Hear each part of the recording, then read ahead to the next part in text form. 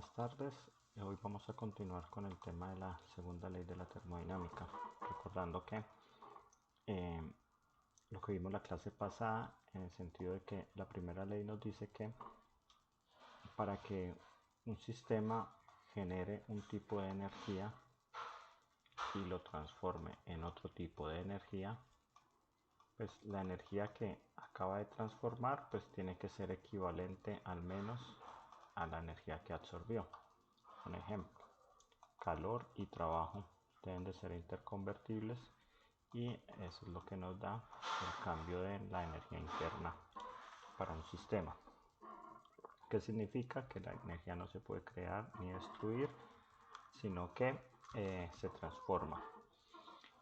En el caso de la segunda ley, esta segunda ley de la termodinámica, primeramente propuesto por Carnot al describir las máquinas térmicas, nos dice que resulta que yo puedo proveer a un sistema, a una máquina cíclica que opera cíclica, una máquina térmica, le puedo proveer de una energía calorífica y esa la va a llamar Q sub C. Y este enunciado de la segunda ley me dice que es imposible que ese calor sea transformado 100% en trabajo útil. Básicamente nos dice que el sistema tomará parte del calor absorbido y lo transformará en calor, pero otra parte la perderá como energía disipada al entorno, Q sub F.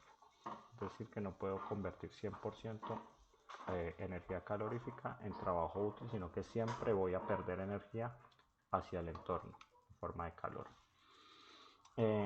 Esta segunda ley también es muy útil porque también nos da el sentido en que suceden algunos fenómenos termodinámicos. Aparte de decirnos de que el trabajo es una forma de energía más valiosa que el calor, también nos dice, habla sobre la direccionalidad de los procesos. Por ejemplo, si tuviese un gas contenido en un recipiente y de alguna manera abro el sistema para que pase o se expanda hacia el vacío, ese proceso de expansión hacia el vacío pues es un proceso irreversible y que es básicamente espontáneo. Lo espontáneo es que el sistema pase de mayor presión a menor presión, no lo contrario, o que él se autoorganice y pase solito a este estado sin la presencia de fuerzas externas. La persona que se tira desde un trampolín hasta una piscina, pues lo normal o la dirección del proceso es que él caiga hacia el agua, no lo contrario. Entonces, la segunda ley nos da dos cosas. Primero, nos trata de definir cuál sería la eficiencia de una máquina térmica, entendiendo que es imposible transformar el calor absorbido por la máquina térmica y transformarla 100% en trabajo. No se puede, se pierde algo de energía al medio. Entonces quisiéramos saber cuál es la eficiencia máxima que puede alcanzar una máquina térmica. Y segundo, qué procesos son espontáneos o irreversibles desde el punto de vista de la segunda ley. Es decir, que me indique la dirección de los procesos. De ahí pues la espontaneidad o la dirección de los procesos pues requería una segunda ley, ya que la primera ley no habla acerca de dirección de procesos, sino que habla de qué, transformación de energía. Y de ahí definimos lo que es un cambio espontáneo, que es aquel que tiende a ocurrir sin necesidad de ser impulsado por una influencia externa. Ejemplo, la expansión contra el vacío de un gas o el salto de una persona hacia una piscina. Otro ejemplo es básicamente el sol provee energía térmica o energía calorífica a los cubitos de hielo, no lo contrario, el cubito de hielo no le puede dar energía al sol porque va a estar a una temperatura mucho menor. Entonces ese es el axioma de Clausius, que es imposible que el calor pase por sí solo desde una región de menor temperatura hasta otra de mayor temperatura. También tenemos el axioma de Kelvin y Planck, el cual dice que es imposible para cualquier dispositivo operar cíclicamente, producir trabajo e intercambiar calor solamente con una región de temperatura constante. Básicamente hacía referencia a que si yo tengo una fuente de calor, Q sub C, que se encuentra a una temperatura T sub C, esta transfiere energía, hay un flujo de calor hacia mi máquina, y esta máquina dice que el axioma de Kelvin-Planck, que es imposible que lo transforme completamente en trabajo útil. Es imposible. Es decir, que es imposible operar a una sola temperatura y un flujo de calor. Necesariamente esta máquina tiene que emitir al entorno calor que se disipa hacia el entorno. Entonces, que esto no ocurriera implicaría que toda la energía calorífica se pasaría a trabajo útil, lo cual es incorrecto o es imposible de acuerdo a la segunda ley. Básicamente, el primer principio nos dice que una máquina cíclica no puede producir un trabajo sin consumir una cantidad equivalente de energía. Y la segunda ley nos dice que una máquina cíclica no puede convertir 100% el flujo de calor en trabajo mecánico. Este es el diagrama de lo que sería la máquina térmica. Absorbe calor de una fuente de mayor temperatura. Ese calor absorbido es positivo porque lo absorbe el sistema. Luego genera un trabajo. Ese trabajo sería negativo porque es trabajo que realiza la máquina. Y para que opere de acuerdo a la segunda ley de la termodinámica, pues parte de la energía que absorbió como calor, pues la debe emitir a una fuente fría, y eso le llamamos Q sub F. Ese es el sentido de las máquinas térmicas, y un ejemplo de esto pues es esta imagen en la cual parte del calor producido por el combustible como reacción química pues se va a disipar al entorno. El vapor de agua también va a disipar calor al entorno. Pistón también va a disipar energía térmica al entorno pues a través de la fricción del pistón, y así sucesivamente.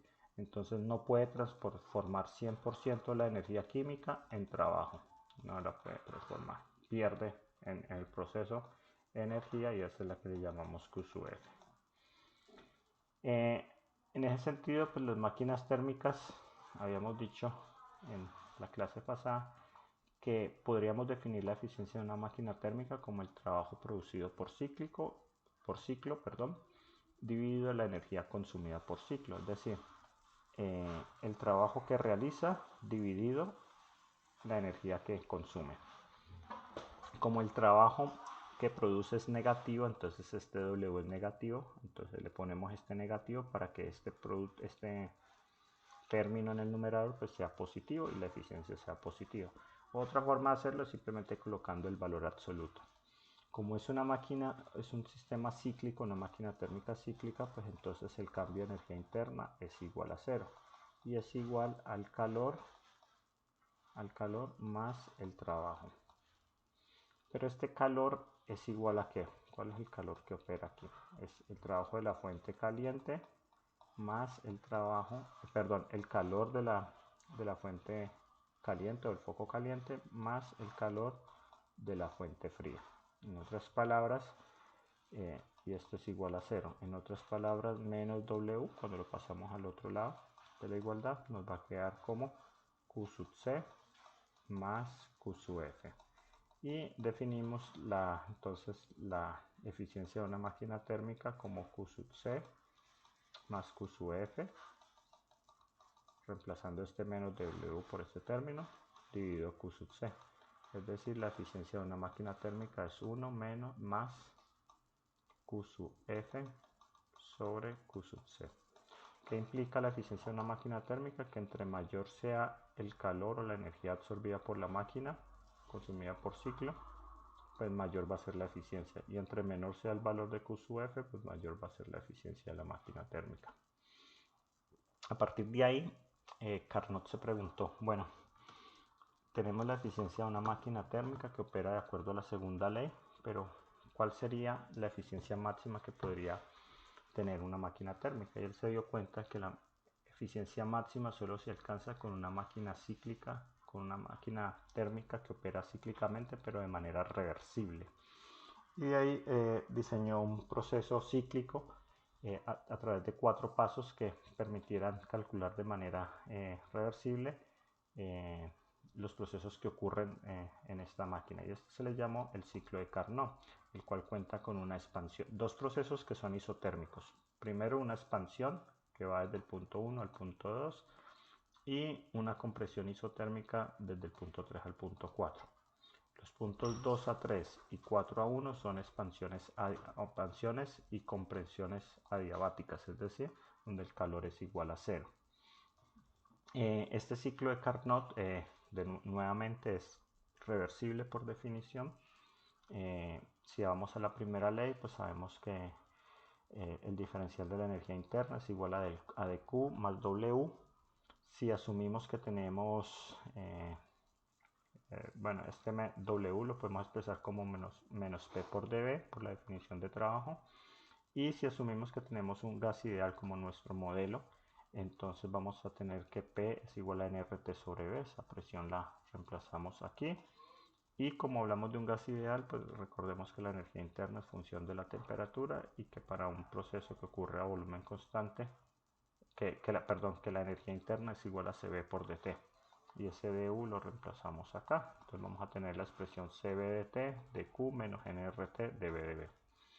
Esta expresión funciona para un gas ideal, pero vamos a ver más adelante que es cierta para cualquier sustancia al final. Entonces ahora lo que hacemos es dividir los tres términos de nuestra igualdad entre t e integrar a través de los cuatro pasos.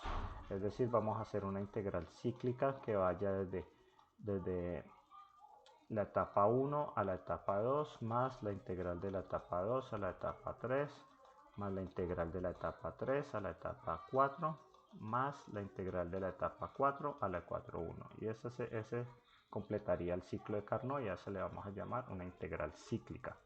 Entonces nuevamente acá dividimos entre t, entonces tenemos t dividido t dividido t. Y esta t se cancela con esta t y hacemos la integral cíclica en los tres términos. Entonces esta expresión nos queda de esta manera. Aquí podemos observar dos cosas. Primero, que tenemos este término que sería la integral cíclica de dB sobre B. dB sobre B. Como es un proceso cíclico y el volumen es una función de estado, tenemos la derivada de una función la derivada un dB sobre B. Entendemos de que regresa al punto final, es decir, que el volumen final pues va a ser igual al volumen inicial y por lo tanto de entrada este término va a ser igual a 0. Y también tenemos este término de acá que es básicamente la derivada de una función de estado. Aquí tenemos la capacidad calorífica a volumen constante y al ser un proceso cíclico pues también se haría 0. Si este término es 0 quiere decir que todo esto es 0 y si este primer término es 0 pues quiere decir que este término de aquí es 0. ¿Qué es lo interesante de esto? Pues que el calor no es una función de estado y por lo tanto pues no es tan ¿cómo se dice? No es tan lógico o tan instantáneo pensar que el término de Q sobre T sea función de estado y que pueda ser igual a 0. Entonces lo que hacemos es mirar cada uno expandir la integral cíclica y tenemos cuatro términos o cuatro integrales. Pero sabemos que dos de ellas se anularían. ¿Por qué? Porque aquellos procesos que son adiabáticos pues implican dQ igual a 0. Entonces los pasos 2 a 3 se harían 0 y el paso 4 a 1 se haría 0. Tendríamos entonces procesos adiabáticos y la integral cíclica pues quedaría como la suma de estos dos términos, que son expansiones isotérmicas, es decir, que las temperaturas salen de la integral y me queda la integral de dQ, y la integral de dQ pues es Q. Es decir que aquí tendría Q sobre T, y aquí vamos a colocarle del paso 1 al paso 2 en el ciclo, más un calor que va del paso 3 al paso 4 a T en el T sub 1, 2 y T sub 3, 4. Y si analizamos bien estos dos procesos, pues estos procesos corresponden en los cuales el sistema absorbe calor del entorno. Recuerden que como es un proceso isotérmico para un gas ideal, pues sabemos que dU es igual a 0, ¿cierto? dU es igual a 0. Delta U es igual a 0 para una expansión isotérmica de un gas ideal. Entonces tenemos que calor es igual a calor más trabajo, entonces por lo tanto el calor es igual a menos W. ¿Qué signo tiene W? Pues estamos hablando de una expansión, es decir, el sistema está realizando trabajo, entonces es negativo. y con este negativo pues nos da un calor que pues va a ser mayor que cero, es decir, positivo, es calor, energía que absorbe el sistema. Por lo tanto, estaríamos hablando aquí en este término de un Q sub C sobre T sub C. Y en este término de acá pues sería lo contrario. La compresión isotérmica pues sería calor que absorbe, que emite el sistema, y a la correspondiente T sub F. En otras palabras, la integral cíclica de Q sobre T pues es igual a la suma de estos dos términos, que es igual a 0. De aquí se desprenden dos cosas. Primero, que hay una relación entre los focos calientes y fríos y las eficiencias de las máquinas reversibles. Entonces teníamos que la eficiencia de una máquina térmica era 1 más Q sub F sobre Q sub C. Si de aquí, de este término, despejamos Q sub F sobre Q sub C, Q sub F sobre Q sub C, esto nos da a menos, nos da igual a T sub, bueno, entonces tenemos, este lo pasamos al otro lado, pasa a restar, Q sub C lo pasamos a dividir, T sub F pasa a multiplicar y vamos a tener T sub F sobre T sub C, que podemos reemplazar en A. Aquí sería menos porque al otro lado pasa negativo, y esto lo podemos reemplazar en esta expresión y tendríamos que la eficiencia de una máquina térmica sería 1 menos T sub F sobre T sub C. En otras palabras, entre mayor sea la temperatura del foco caliente, pues mayor sería la eficiencia. Entre menor sea la temperatura que emite el sistema hacia los alrededores, pues sería mayor la eficiencia. Esto es lo primero importante acerca de este resultado. De algo que no teníamos idea o teníamos duda de si era función de estado o no, sabemos que es igual a 0 y a partir de ahí hallamos una relación de la eficiencia de las máquinas térmicas reversibles. Y la segunda cosa que es importante es que la integral cíclica de una variación de calor reversible sobre la temperatura pues es igual a 0, y esto se aplica no solamente en nuestro modelo con un gas ideal, sino para cualquier sustancia. Y esta definición significa que lo que está aquí de Q sobre T tiene que ser una función de estado, y esa función de estado la vamos a llamar entropía. Entonces podemos definir que la variación de entropía es igual a de Q reversible sobre temperatura. Esa es la definición de entropía. Entonces, la primera ley de la termodinámica nos habla de una función de estado, energía interna. Y la segunda ley nos habla de una función de estado que la vamos a llamar entropía. Un cambio de entropía sería entropía del estado 2 menos entropía del estado 1, que va a ser igual a la integral desde el estado 1 al estado 2 del de Q reversible sobre T. La entropía es una función de estado, como ya lo vimos, es una propiedad extensiva, y aparte de ello pues tiene unidades de ¿qué? De julios, unidades de energía sobre Kelvin. Esas son las unidades de la entropía, energía sobre Kelvin. Ahora, cuando hablamos de direccionalidad de los estados termodinámicos, de los procesos termodinámicos, entendemos que los sistemas termodinámicos tienden a aumentar la entropía. ¿Por qué? ¿Por qué tienden a aumentar la entropía de los estados termodinámicos? La entropía del universo. Resulta que una gráfica de entropía versus tiempo nos daría que la entropía de cualquier sistema pues tiende a aumentar hasta que se hace constante en el tiempo. Y en ese caso, para un proceso que se encuentre ya en equilibrio, el delta S tiene que ser igual a 0, pero un proceso en equilibrio. Y para un proceso que está ocurriendo, el delta S tiene que ser mayor que 0, es decir, ella debe aumentar en el tiempo. Más adelante, en la próxima clase, vamos a ver la definición de entropía desde el punto de vista de Boltzmann, la cual establece que la entropía de un sistema es igual a una constante que se llama la constante de Boltzmann por el logaritmo natural de los estados que tiene dicho sistema. Esto lo que hace es relacionar propiedades moleculares con propiedades colectivas o estadísticas. Básicamente nos dice que los sistemas tienden a adquirir el mayor número de estados posibles. ¿Cómo lo traducimos macroscópicamente o una forma de visualizarlo memotécnicamente? Es que los sistemas tienden al máximo desorden, porque desorden está asociado a mayor número de estados probables o posibles que puede adquirir un sistema. Entonces lo visualizamos de esta manera. Los sistemas tienden a aumentar la entropía del universo, es decir, aumentar el desorden.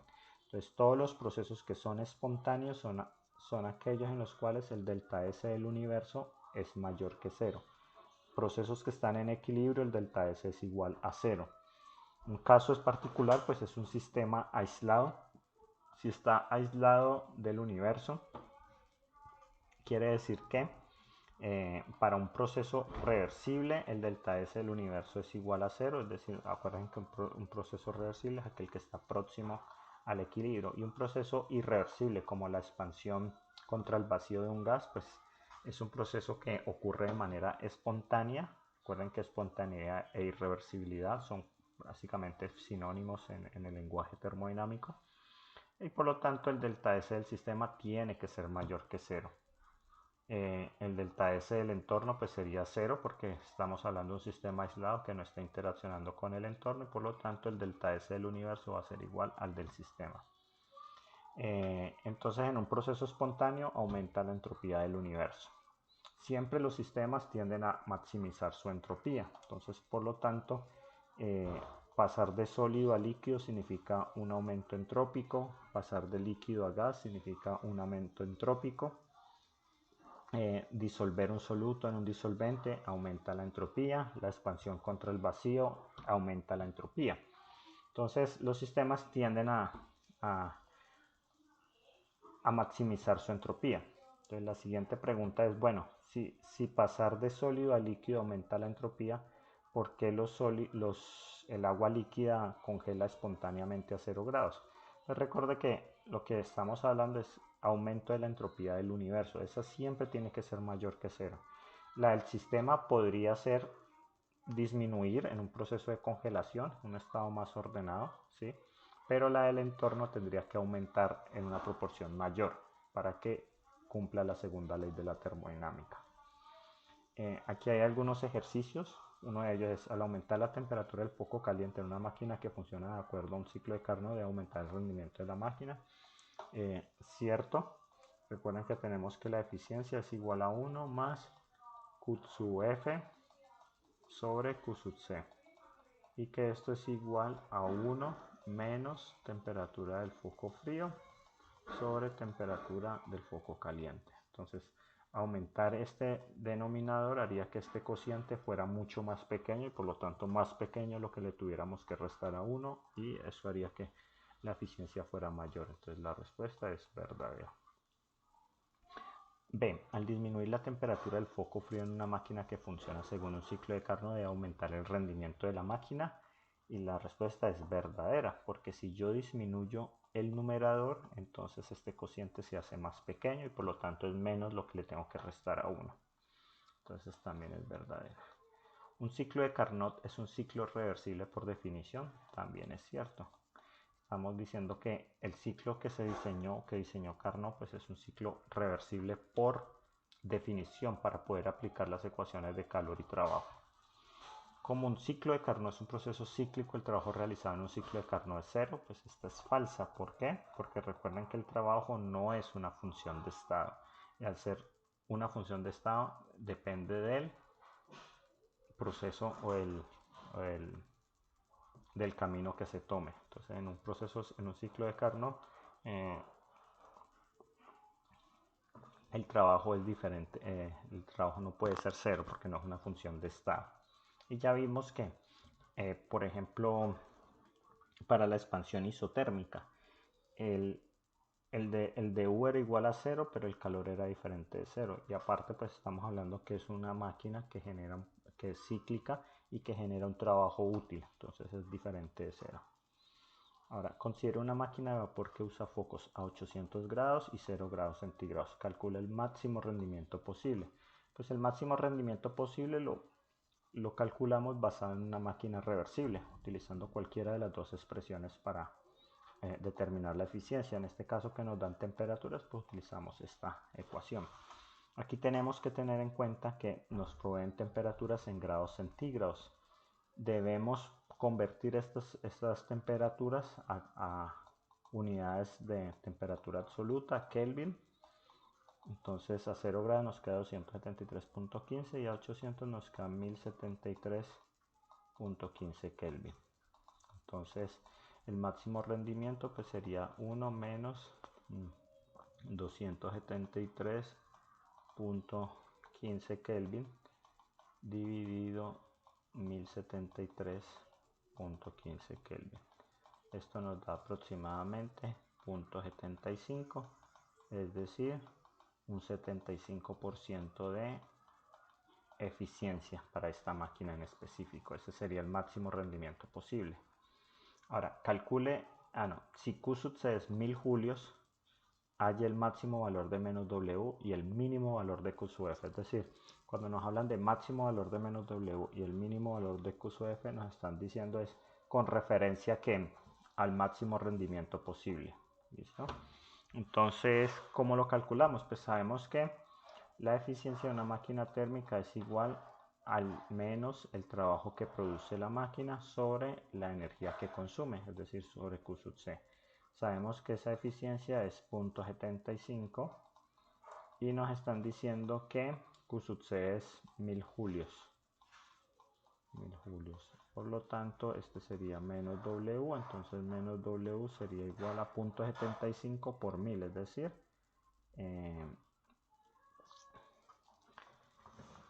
sería igual a 750 julios. ¿Listo? Igual a 750 julios. Ese sería el máximo valor de W.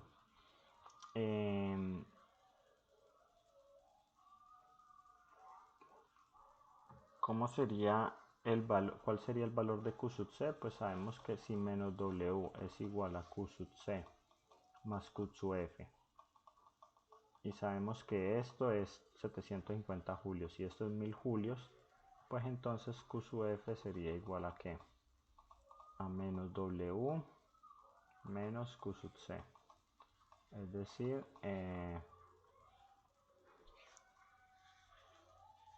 750 menos 1000 julios. Esta es unidad de julios, ¿listo? Es decir que Q sub F sería igual a menos 250 julios. ¿Listo? Tiene sentido que sea negativo porque es trabajo que pierde el sistema. Una máquina térmica basada en un ciclo de Carnot efectúa un trabajo de 2.5 kilojulios por ciclo y tiene un rendimiento del 45%. Calcule W, Q sub C y Q sub F. Entonces miren, efectúa un trabajo de 2.5 kilojulios. Entonces el trabajo, como es realizado por el sistema, pues tiene que ser menos 2.5 kilojulios. Es el trabajo que pierde el sistema. ¿Listo? La eficiencia nos están diciendo que es el 45%, entonces tendríamos 0.45 igual a menos W sobre Q sub C. Es decir que Q sub C sería igual a menos W dividido 0.45.